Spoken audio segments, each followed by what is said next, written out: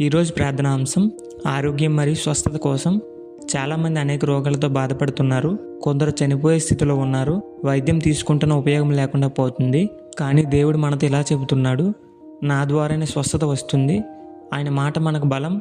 ఆయన ప్రేమ మన భయాన్ని తొలగిస్తుంది.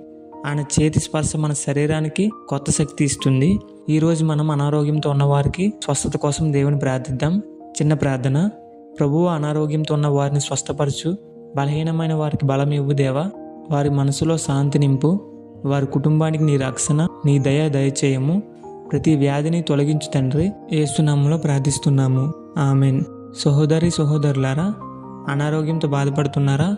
అయితే భయపడకుండా, నిరుత్సాహపడకుండా మన దేవునిపై నమ్మకం ఉంచి ప్రార్థించండి. దేవుడు మీ వ్యాధులన్నింటినీ తొలగించి సంపూర్ణ స్వస్థత ఇవ్వబోతున్నాడు.